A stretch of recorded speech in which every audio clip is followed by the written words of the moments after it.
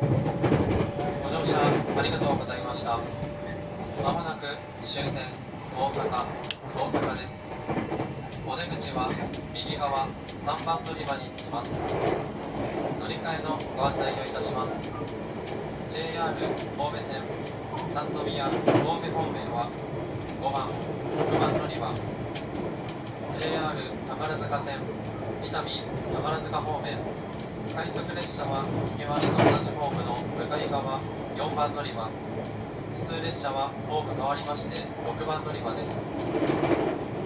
大阪環状線内回り西九条ユニバーサルシティ方面大和路快速関空紀州路快速は1番乗り場。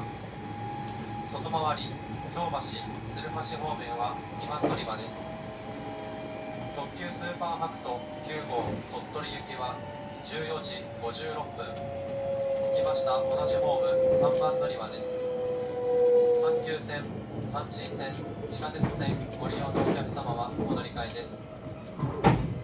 車内にお忘れ物、落とし物なさいませんようお気をつけください。到着の際は列車が左右に揺れますのでお手元、お足元にご注意ください。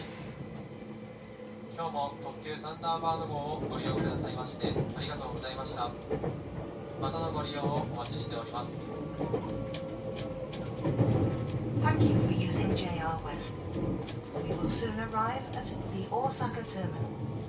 Please change here for the Osaka Loop, JR Kobe, JR Takarazuka, Hankyu, Hanshin, and subway lines. There is no exit between cars number 9 and 10. Passengers in car number 9, please use the exit at the back. Passengers in car number 10, please use the exit at the front. Thank you for travelling on the Thunderbird number 22 Limited Express. We look forward to serving you again. Please make sure you have all your belongings with you when you get onto the train.